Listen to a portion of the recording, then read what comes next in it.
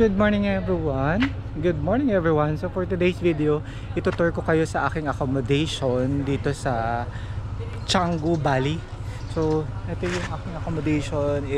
Ang name niya is Canggu Village o Canggu Village. Then nahati siya sa iba-ibang accommodation kasi yung may Canggu hostel, yung mga ano lang, mga beds, bunk beds, tapos mga alternative beach parang hotel, yun yung mga private, tapos boutique hostel, gano'n. Pero just check nyo lang sa website or sa mga booking platform like Agoda, booking.com, or sa mismong website nila. So tara, ito yung pala yung main road dyan dito, ayan, yan yung main road. So, ayan. So, may nagliligawan dito na corner.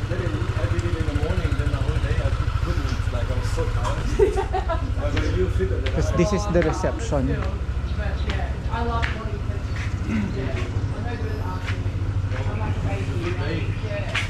So, may mga activities sila everyday, saka iba-ibang mga time slot na mga ginagawa. Ayan.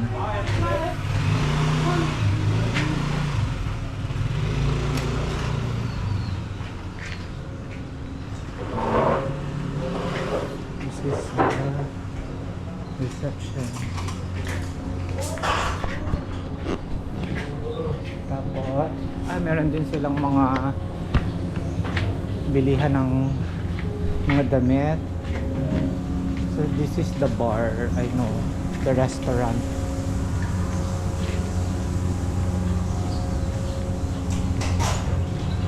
Dito kagabi yung movie nights namin. Diyan yung screen. Ayan, ang itsura.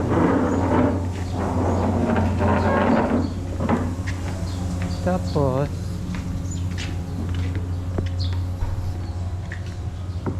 ito yung pool.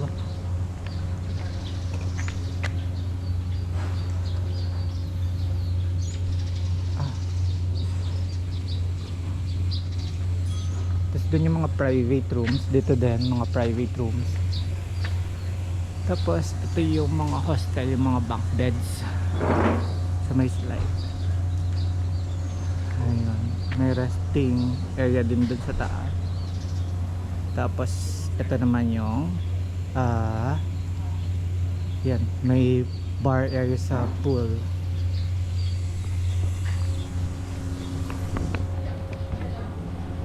So tara tayo sa ano. Ay, ito pala yung mga activities nila. Screenshot nyo na lang. Yan. Tara, punta na tayo sa sa second floor. Doon ako doon ang room ko. Pero every floor naman meron siyang pare-parehas lang yung style niya. So pakita ko na lang yung floor ko, ha. Okay. So, yung pag akyat mo dito, ito ang itsura. Because this is the common wash area, CR. And this is for the females, this is for the men, and this is the shower area. Yan, basic lang.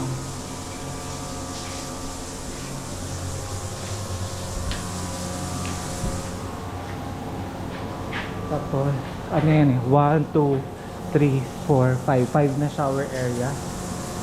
Tapos yung pinaka toilet naman is tig isang divider, pero tig dalawa yan, sa female dalawa, sa male dalawa din.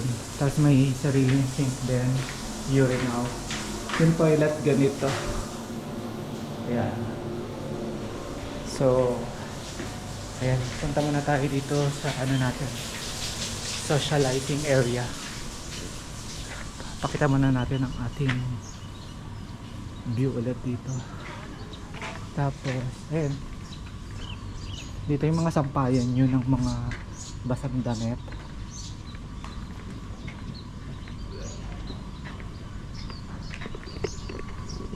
So Pwede ka mag-slide dito. Tapos meron ding jacuzzi. Jacuzzi yan. Tapos, ayan. Ito yung social life. Per floor may socialization area. Kaya pwede ka chill-chill dyan, work from home, laro-laro. Tapos, ayan. May hot cold water. Tapos, you can use the utensils here. Tapos, iba-ibang presyo na ito. Kung front side or dito sa back side, mas mura. Tapos, walang breakfast dito. Dun sa harap, may breakfast na kasama yan. Ito, yan.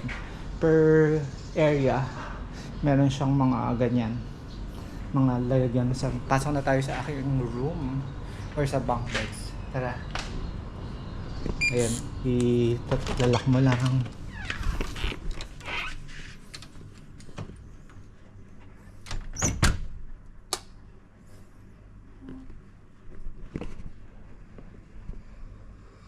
So, 1, 2.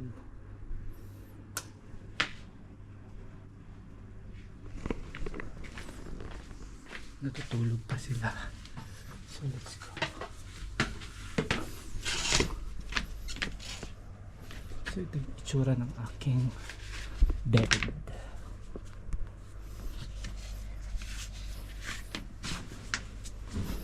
Buksan natin ang ilaw. Guys. So, medyo makalat pa. So, yan siya. Pero dito sa room na to parang 8 kami na ganito. So, may privacy naman. Tapos meron kasabayan dito. Mga lagayan din dyan. Dito ang good dito is meron kang sariling vault. Unlike sa mga ibang hostel. So ayan guys. So I think this is the end of the room tour. Mag-yoga na ako. See you later. Bye.